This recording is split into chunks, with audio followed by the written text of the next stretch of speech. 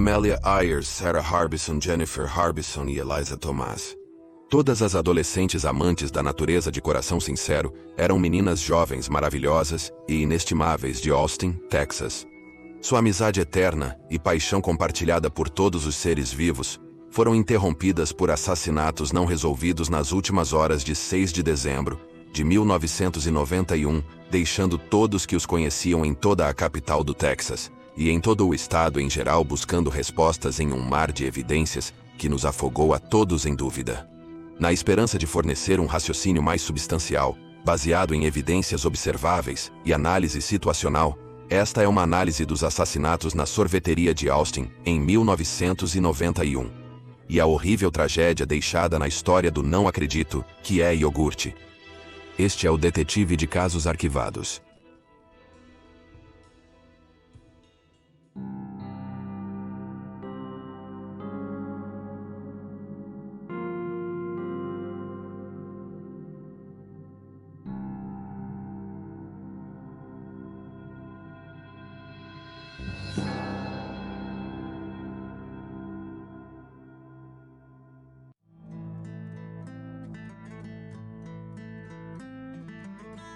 A mais jovem das 4 meninas era Amy Lee Ayers, nascida no último dia de janeiro, no inverno de 1978.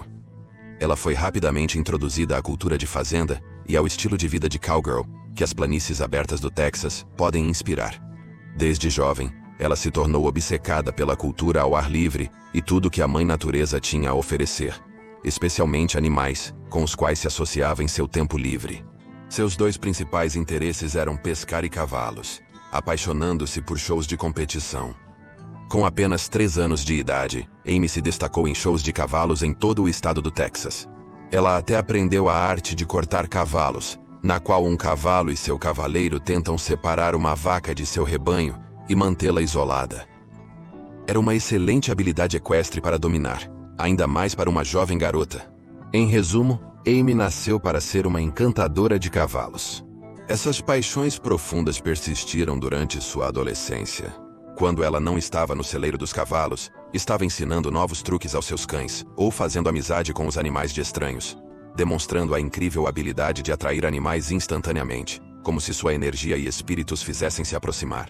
Ela levava esse espírito para onde quer que fosse, seja para o rodeio para apoiar seu irmão João, ou para suas reuniões com a equipe do anuário na escola secundária Burnett.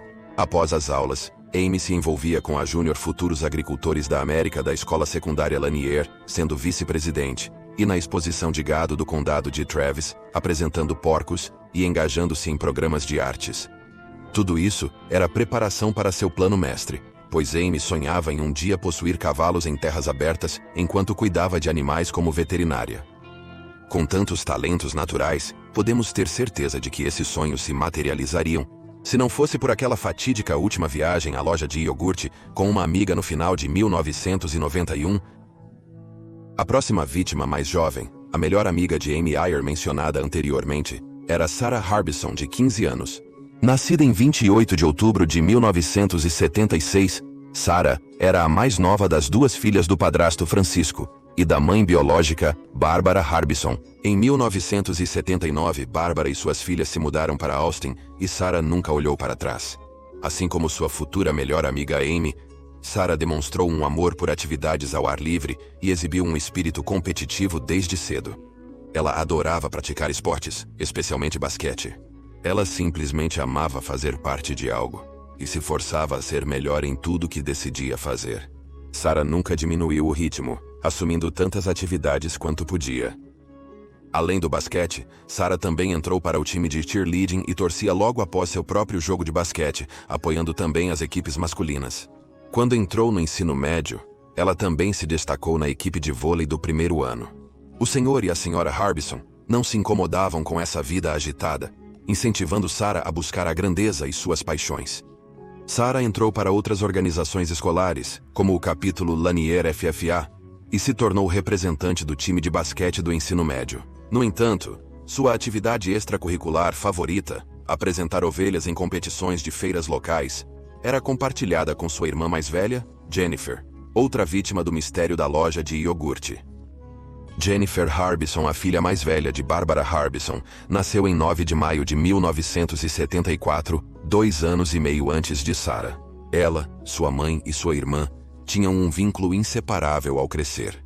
Em 1980, Barbara e Francisco se casaram, e a família de 3 se expandiu para 4, consolidada com genuína felicidade e apoio. Com esse suporte, Jennifer era similar à sua irmã menor, sendo incentivada a viver conforme suas imaginações. Ela era baixa e pequena, rápida e inteligente, mas igualmente confiante e atlética. Ela adorava ser sociável na escola, também canalizando a maior parte de sua energia para os esportes, e o programa Futuros Agricultores da América, onde atuava como presidente do distrito. Ela liderou o fandom dos esportes entre ela e Sarah, jogando t-ball quando jovem, antes de se tornar uma estrela excepcional de atletismo no ensino médio. Ela usou suas habilidades atléticas para se preparar para uma futura carreira em corridas de barril de rodeio. O sonho perfeito para uma garota com seus interesses.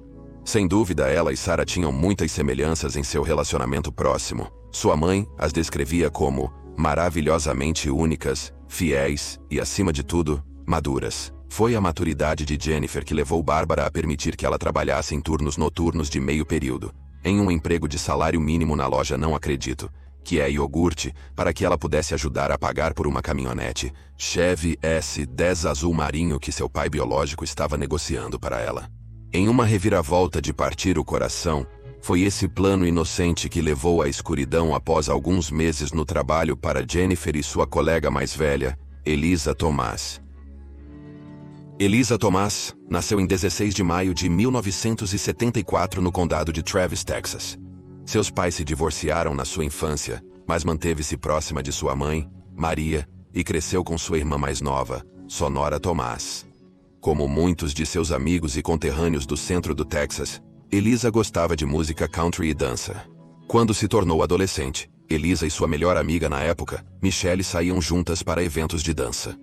Maria Thomas afirmou aos repórteres que tinha sido dançarina por muito tempo. Ela relatou a Dick Ellis após os assassinatos que suas melhores lembranças da filha falecida eram os momentos em que Elisa e Michelle se preparavam para dançar, arrumando-se com belas roupas e maquiagem, e rindo durante as sessões de fotos caseiras. Foi esse ritual juvenil que inspirou Elisa a sonhar em se tornar uma modelo um dia, com sua expertise em produtos de beleza sendo uma faceta de seus objetivos de carreira. Ela alternava entre colecionar batons e buscar novos bibelôs para sua miniatura. Principalmente formada por estatuetas assim como suas amigas Jennifer, Sarah e Amy, ela também amava animais. Na verdade, ela usava essas atividades para sustentar suas aspirações de modelo, vendendo os porcos que exibia em competições de condado. Foi também um grande motivo pelo qual ela também conseguiu um emprego como fechadora do turno da noite na loja de iogurte local. E infelizmente, porque ela faleceu muito cedo, junto com as outras 3 meninas inocentes de Austin, Texas, em dezembro de 1991, que antecederam os assassinatos na loja de iogurte de Austin. Às 16h30 de sexta-feira, 6 de dezembro de 1991, Barbara Harbison retorna do trabalho e vê sua filha caçula, Sarah Harbison, no sofá comendo um lanche. Sarah informa a sua mãe que vai sair à noite com sua amiga Amelia Ayers e pergunta se Amy pode passar a noite com eles.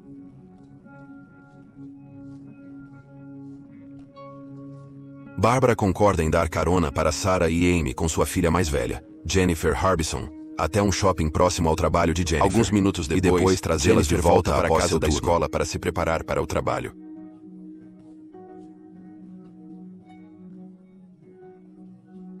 A mãe e a irmã contam seu plano para ela. E ela concorda felizmente. Algum tempo depois das 17, a Jennifer deixa a casa no shopping para o e marca o turno de fechamento na loja. A última vez que não Bárbara vê suas filhas. Iogurte na 2949. Nas próximas 4 horas ou mais, o turno da noite na loja de iogurte com a colega como de Elisa Thomas.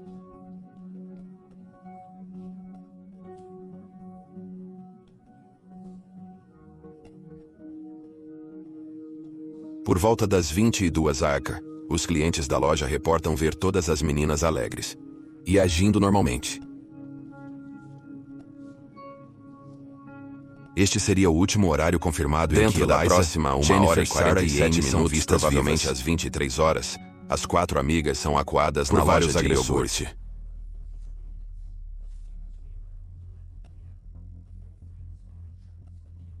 Criminosos amordaçam, com tiros na cabeça com balas de chumbo calibre 22. Eles empilham os corpos no depósito da loja, espalham acelerantes pela cena exatamente às 23h47 da mesma noite. Fogem na escuridão de Austin. Troy Gay patrulha a área de Anderson Lane, no norte de Austin. Ele avista um incêndio na loja Não Acredito que é Yogurt Shop e comunica ao seu despachante. A polícia de Austin chega para dar apoio e, logo após a meia-noite de sábado, 7 de dezembro, as autoridades descobrem os corpos sem vida de Eliza, Jennifer, Sarah e Amy.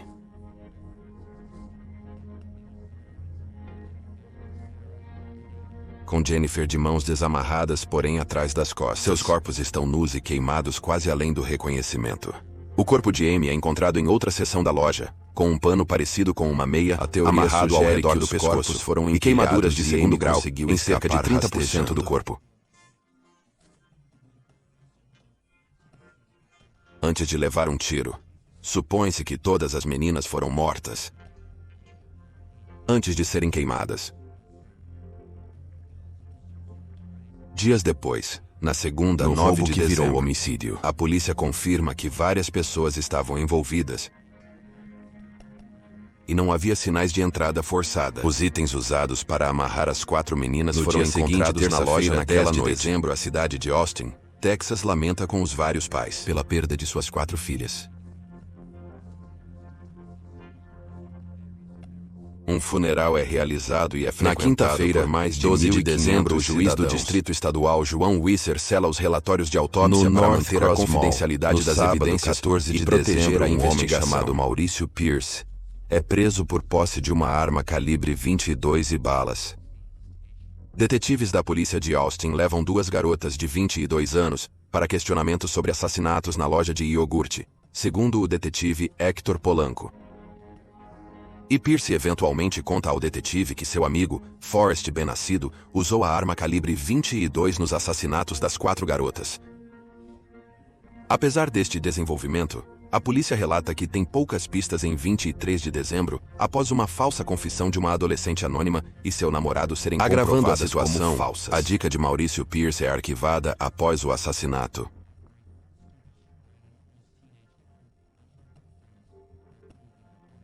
Depois que o oficial de interrogatório, detetive Polanco, é removido da investigação devido aos 7 meses depois, em outubro de 1992, a próxima melhor pista evapora, quando Poveril Vila Saavedra, um suspeito que a polícia mexicana diz ter confessado seu envolvimento, retrata seu testemunho, dizendo às autoridades americanas que agentes ao departamento de polícia de Austin, mas nenhuma prisão é feita.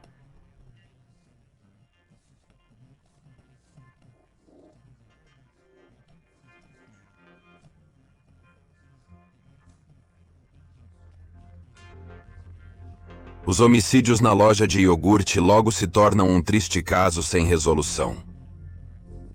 Porém, no final de 1996, ou início de 1997, o detetive Paulo Johnson da APD, recentemente encarregado dos assassinatos, revisita o antigo dossiê de dicas do caso Maurício Pierce para análise mais aprofundada das evidências do crime.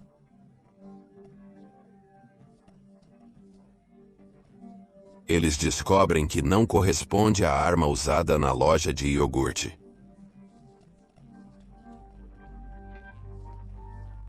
No entanto, a polícia traz um dos supostos cúmplices de Maurício Pierce, Miguel Scott. Após mais de 20 horas de intensos interrogatórios, Scott confessa ter desempenhado um papel nos assassinatos. Em 15 de setembro, a polícia de Austin viajou para Charleston, Virgínia Ocidental, onde entrevistaram outro suposto cúmplice. Roberto Burns é interrogado sob escrutínio por 5 horas antes de admitir ter estuprado Amelia Ayers e ajudado a matar os outros. Semanas depois, em 5 de outubro de 1999, o juiz Mike Lynch de Austin emite mandados de prisão para Scott. Eles são oficialmente presos no dia seguinte, 6 de outubro, por homicídio capital.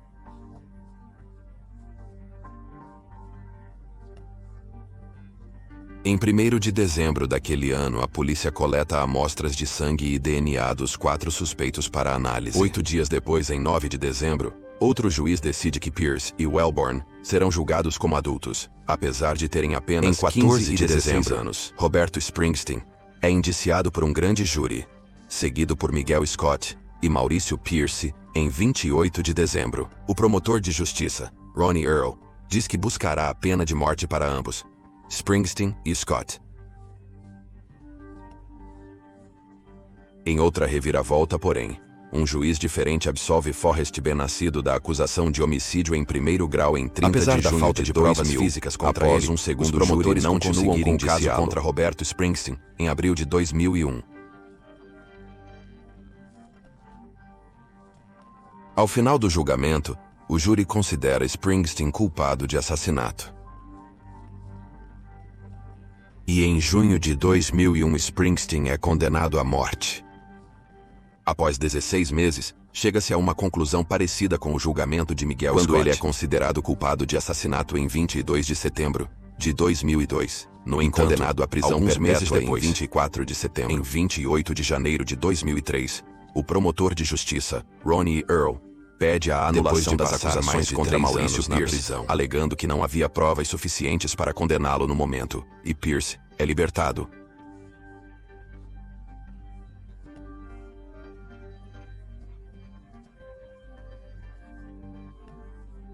Não seria até 3 anos depois, em 30 de maio de 2006, o mesmo raciocínio quando o Tribunal de Apelações novamente em Criminais 6 do de junho de 2007 anulou a condenação de o tribunal Springsteen, também alegando que a confissão escrita de Miguel Scott foi usada indevidamente contra Springsteen em seu próprio depoimento.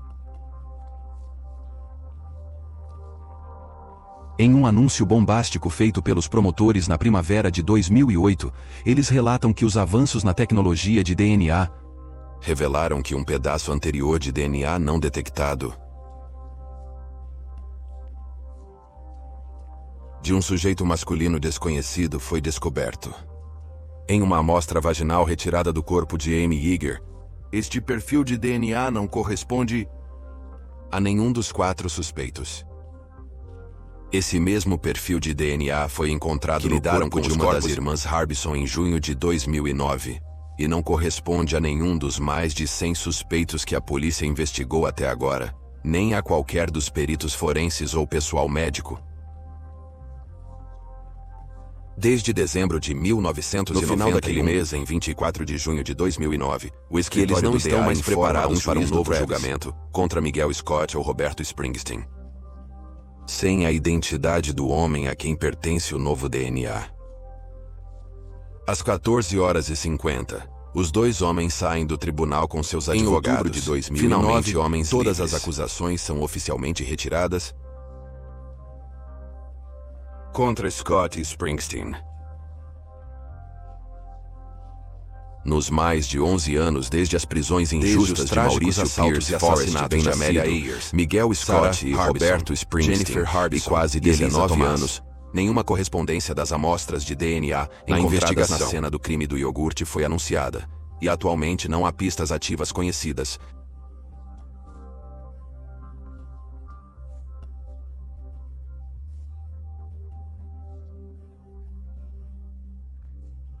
Certamente, a principal evidência encontrada na investigação do homicídio na loja de iogurte é o misterioso perfil de DNA pertencente a um homem não identificado, encontrado em 2 dos 4 corpos após a expansão da tecnologia de DNA no início foi anunciado que o perfil não corresponde a nenhum dos suspeitos testados que a polícia compilou e colegas desde que a caçada começou da lei, nem corresponde a centenas de associados dos principais suspeitos listados pelo Departamento de Polícia de Austin até agora.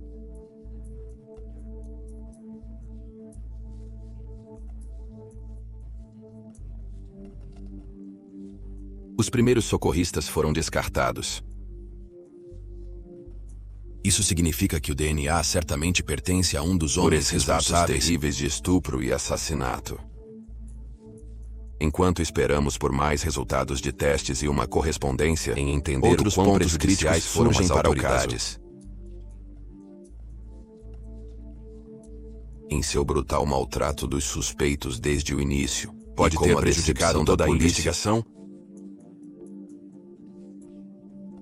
Através de seu desprezível uso de coerção e obtenção de falsas confissões, não tivesse intimidado Maurício Pierce a afirmar que sua arma calibre 22 nunca teriam prendido dois homens inocentes por seu junto amigo, com seus supostos cúmplices Miguel os Scott investigadores e Roberto nunca teriam Springsteen seguido essa pista falsa.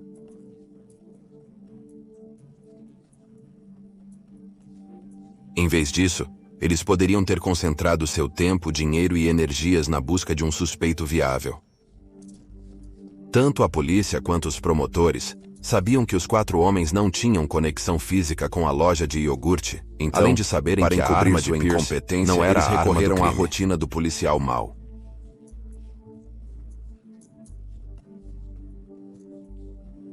É uma história que vimos com muita frequência. Se você quer ter uma ideia melhor de como os detetives coagiram falsas confissões de 4 meninos, interrogatórios, prejudicando a busca por justiça verdadeira e destruindo mais 4 vidas inocentes no processo de culpa, você pode ouvir trechos dessas confissões forçadas inocentes, seguindo o link nas notas do programa. Imagine ser um menino menor de idade levado por policiais por um crime que você não cometeu. Encurralado em uma sala sem janelas e mal iluminada por homens 2 vezes o seu tamanho, exigindo que você diga o que eles querem ouvir.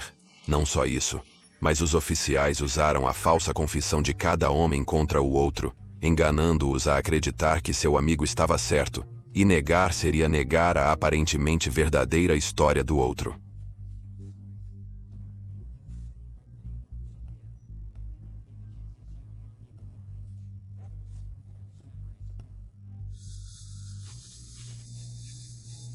É uma sensação paralisante e debilitante, e uma que tirou anos preciosos de uma investigação adequada para encontrar os verdadeiros assassinos.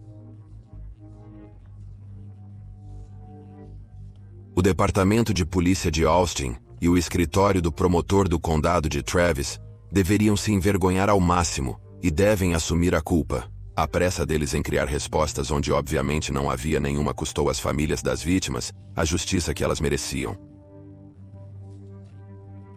É um comportamento inaceitável e repugnante, mas vital para entender o quadro completo dos arquivos. Agora podemos nos voltar para as teorias mais proeminentes da Yogurt Shop, o mistério dos assassinatos na Yogurt Shop de Austin.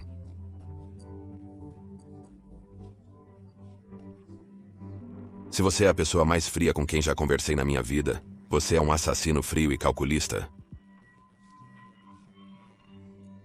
Não, senhor, eu não sou. Concordo com Maurice. O mais chocante nos assassinatos na Yogurt Shop, além do seu nome, é a notoriedade obtida pelas confissões forçadas. Isso persistiu até que o DNA absolveu os 4 mais de 50 falsas confissões relacionadas ao caso, incluindo uma do infame serial killer Kenneth Allen MacDuff. O depoimento de MacDuff, dado no dia de sua execução, foi inicialmente levado a sério pela polícia quando perceberam que ele estava na área de Austin, na época do massacre da Yogurt Shop. No entanto, assassinando Colin Reed com o cúmplice Alva Hank Worley em 29 de dezembro de 1991. Uma tendência perturbadora para um caso que perdia cada vez mais clareza a cada dia.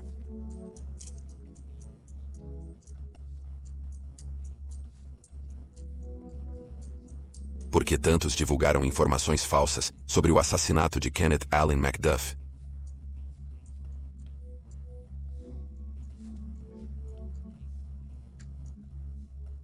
Para alguns, era o alimento perfeito para receber seus distorcidos. Esses instigadores de fama não merecem absolutamente nenhum reconhecimento e não devem ser nomeados, pois suas falsificações para outros tiram a importância do assunto podem ter sério em mais práticas inadequadas realizadas pela polícia de Austin e pela polícia. Mensagens horríveis sobre o homicídio de Kenneth Allen MacDuff podem ter originado de falsas confissões, devido a práticas inadequadas da polícia de Austin e de Se outras os 4 pessoas que meninos alegaram foram estar manipulados envolvidas a no caso confessar Fielder. para que o caso fosse acelerado para o resolvido, Fielder não está fora do âmbito da possibilidade que outros foram submetidos a táticas semelhantes. Novamente, não precisa dizer que esses padrões de investigação terríveis prejudicaram o caso, e os policiais que os adotaram eram criminosos por direito próprio. Então, enquanto a polícia estava perdendo tempo colocando armas figurativas, e até mesmo literais nas cabeças de partes inocentes, quais outras teorias foram discutidas entre os seguidores do mais caso louca e e detetives imprudente de poltrona?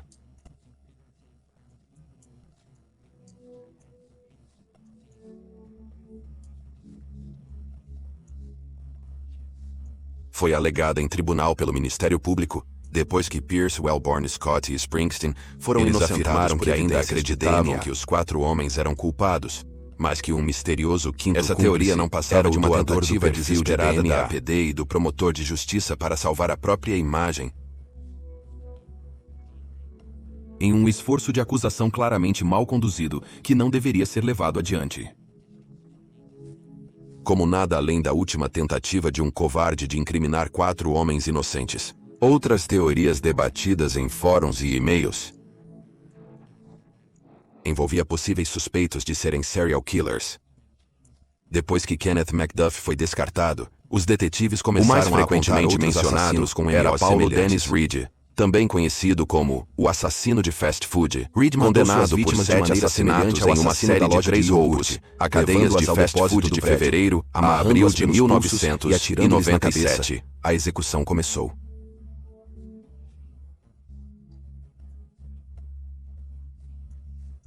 Embora esses assassinatos tenham ocorrido em Nashville, Tennessee, Reed tinha um histórico criminal no Texas, datando de 1983, saindo da prisão por uma acusação de roubo armado em 1990. Como Reed foi eventualmente preso, seus registros de DNA teriam sido inseridos em um banco de dados criminal e posteriormente descartados, como correspondentes aos assassinatos na loja de iogurte. Reed também agia sozinho e lidava com problemas mentais de acordo com sua família, contrariando as evidências da cena do crime na loja de iogurte. Que havia vários infratores.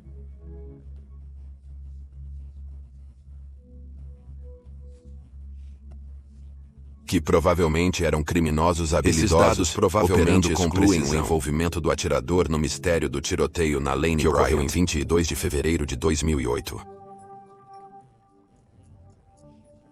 Apesar do vasto período de tempo entre o caso Lane Bryant e o caso da loja de iogurte, também tiveram somente para as pessoas ignorarem as semelhanças nas cenas do crime. Executadas com tiros na cabeça. Após serem detidas no fundo de sua loja. No final, houve uma vítima que sobreviveu e contou à polícia para um que o caso atirador que estava ocorreu em trabalhando Illinois a em 1000 milhas de distância e 17 anos separados do caso da loja de todas as iogurte. teorias Uma apresentadas ligação pela entre os comunidade dois em é torno do altamente caso, improvável. há uma hipótese que se destaca das demais. Uma ideia sobre quem poderiam ser os assassinos, construída a partir de depoimentos coletados pelos consumidores.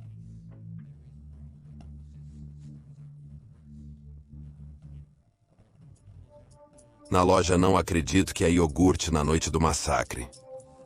Essas declarações colocam 2 homens não identificados, sentados em uma cabine após um homem branco de estatura elevada e corpo médio e emitindo algo peculiar. O primeiro homem foi descrito como branco, com cerca de 1,68 emas, no final dos 20 anos, ou início dos 30 com cabelos loiros sujos e uma grande jaqueta preta. Com um cabelo mais escuro e um nariz pontudo alongado, vestindo uma jaqueta verde, ele falou com uma voz profunda, mas cristalina. O primeiro cliente a se manifestar contra os 2 homens foi Daryl Croft, que testemunhou para os advogados de defesa no julgamento criminal de Miguel Scott em 2002. Visitou a sorveteria Austin por volta das 10 da noite do dia 6 de dezembro com 2 amigos. Ele lembrou que quando foi ficar na fila, Um homem vestindo uma jaqueta militar verde que correspondia à descrição do segundo homem, estava vagando, pedindo a outros clientes para passarem à sua frente para que ele ficasse no final da fila. Ele era ex-policial e se poderia precedê-lo na fila.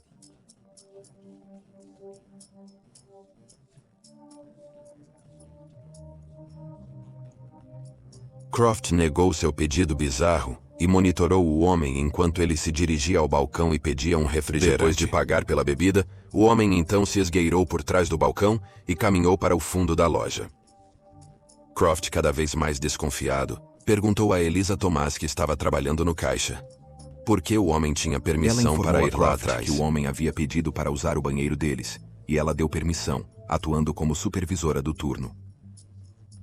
Mas Croft não conseguia esquecer o estranho do incidente, e ficou perto do balcão da frente por alguns minutos a mais do que o normal, esperando para ver se o homem da jaqueta verde retornava. Croft deixou a loja com seus amigos, mas relatou a descrição do homem à polícia alguns dias após o incidente. Após os assassinatos serem noticiados.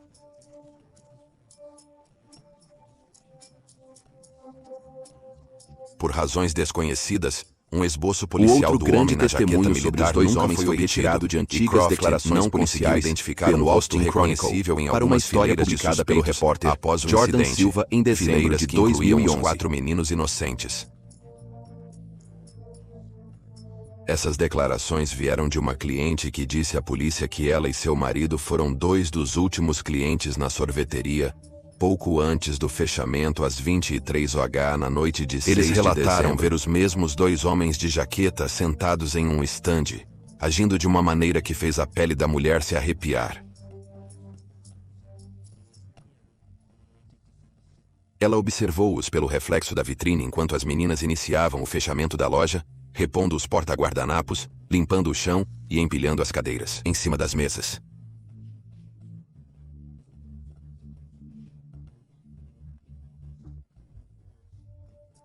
Mesmo quando o casal saiu, para desencorajar qualquer novo cliente de entrar, agindo como se não fossem a lugar nenhum em breve, enquanto Jennifer Harbison trancava a porta e virava a placa para ler fechado. As garotas dentro agiam normalmente, mas de acordo com o casal, os homens experiências compartilhadas bastante intrigantes.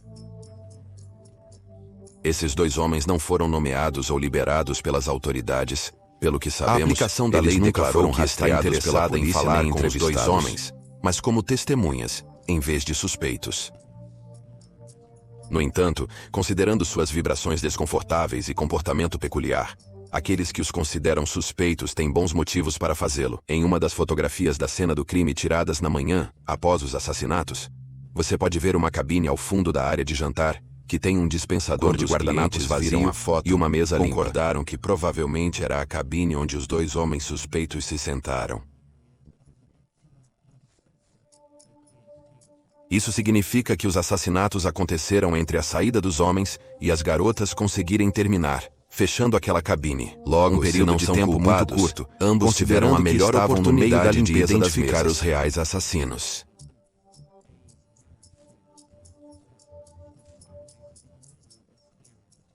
Tornando o mistério do cliente masculino não identificado o mais intrigante e importante de todos. Antes de divulgarmos nossa hipótese sobre os assassinatos não resolvidos da sorveteria Austin, de 1991, queremos deixar claro que nossas conclusões apresentadas em Detetive de Casos Arquivados são puramente especulação lógica baseada em evidências, circunstâncias e subtexto factual.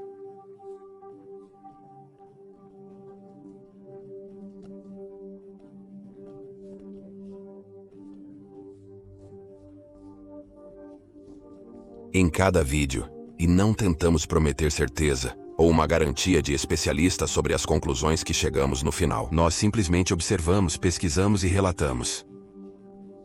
Para começar, acreditamos que esses assassinatos foram de fato ações de vários agressores. Um outro cúmplice. A evidência se esconde no simples fato de que seria praticamente impossível para um único perpetrador subjugar todas as 4 meninas sozinho, levá-las ao depósito dos fundos, amarrá-las e incendiar todo o lugar sem causar um alvoroço. Lembre-se, nenhum negócio vizinho no centro comercial da loja Relatou de ouvir iogurte. algo que sugerisse assassinato. Na noite de 6 de dezembro, uma empresa disse que ouviu alguns Se houvesse estalos, vários infratores, provavelmente os manter tiros, tudo em silêncio mas teria ninguém sido ouviu uma tarefa gritos, muito mais fácil. gritarias, batidas ou qualquer coisa que sugerisse que uma luta desesperada foi travada. Amigos e familiares das jovens concordam que elas são corajosas e fortes diante do assassinato. Seriam demais para uma pessoa com uma arma superar. Estamos certos de que esses assassinatos foram planejados por criminosos de carreira e provavelmente sociopatas que estavam procurando atacar mulheres. Com os recursos para fazer isso sem detecção. Esses crimes horríveis não foram cometidos por garotos do ensino médio, ao contrário, tentando roubar os quiosques premeditados de violência. Pessoas que procuravam prejudicar e incutir medo em suas vítimas. A razão pela qual os assassinatos provavelmente não são simplesmente um roubo que deu errado é a presença de um acelerador ao redor do depósito. A maioria dos incêndios ser apagado não leva líquido para isqueiro junto com seus roubos, geralmente procurando entrar e sair de seus alvos e partir sem conflito físico. Além disso, havia muitas outras lojas na área que teriam fornecido muito mais dinheiro do que a loja de iogurte. Não, acreditamos que esses assassinatos foram intencionais desde o início. É altamente possível que os homens que assassinaram as meninas estavam observando uma delas de longe, Amy e Sarah talvez poderiam até ter mesmo sido antes alvos. de 6 de dezembro.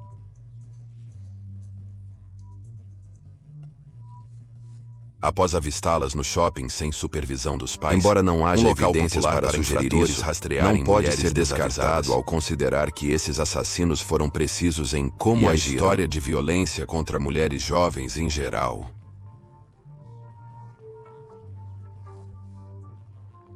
Então, quem poderiam ser os assassinos?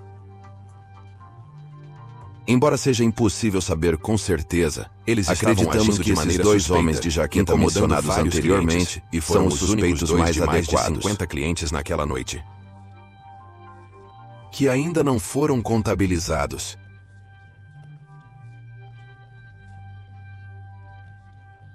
A história de Darryl Crosby, um dos homens mais conhecidos do mundo, nos deixa curiosos. Não estava apenas voltando para usar o banheiro, mas sim observando a loja em busca de câmeras, ou pior, um lugar para cometer. Eles foram as duas últimas pessoas vistas com as meninas e vestindo roupas que poderiam ter escondido armas. Claro, todas essas são evidências circunstanciais. No entanto, também é curioso que os dois homens que estavam rondando na cabine na loja limpado seus nomes e identidade sem esforço através da ciência. No dia 6 de dezembro não se apresentaram para ser comparado a qualquer amostra obtida pela polícia. Até que isso aconteça, eles são os maiores suspeitos que temos e devem ser encontrados para desbloquear mais respostas em relação a todo o mistério.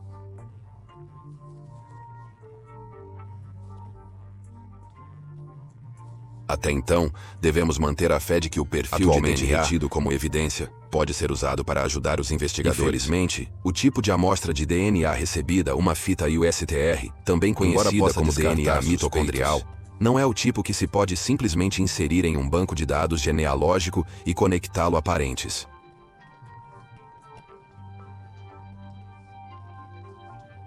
Comparado às doações diretas de DNA, não apenas é difícil usá-lo como ferramenta de investigação retrospectiva de genealogia, como no caso do assassino do Estado, alegando que as leis de privacidade complicam seu uso potencial em campanhas de DNA extras.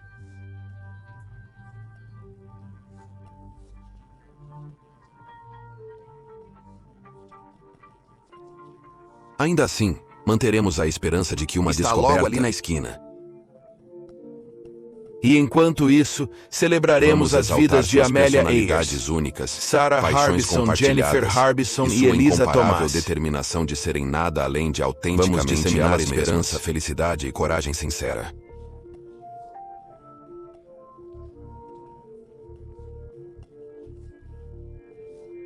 Que essas 4 garotas emanavam em suas vidas diárias Lembraremos de suas proezas atléticas, atléticas, de inspirar suas aqueles habilidades equestres incomparáveis, sua expertise em agricultura e seus espíritos voltados Lembraremos para a ao mundo comunidade. que essas eram 4 jovens mulheres cheias de promessas, navegando pelos seus bairros no centro do Texas, para que um dia pudessem se mudar Obrigado para por novos assistir a este pastos e mudar documentário o do mundo em detetive geral de para casos melhor. não resolvidos. O trágico Se estupro você e gostaria de assassinato apoiar na o show, loja, pode fazer não isso se acredito inscrevendo que é no Patreon. iogurte.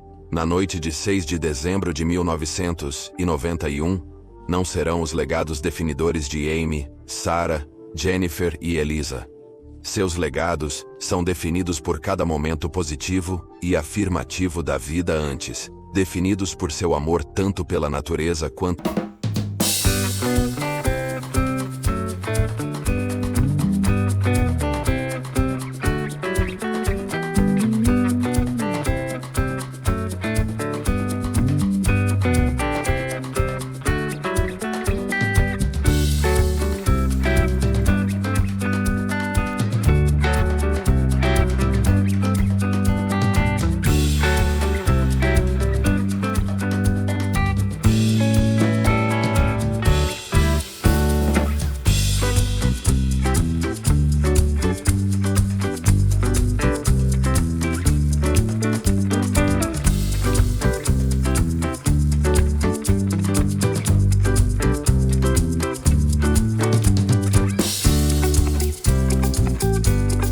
Fique seguro e te vejo na próxima vez.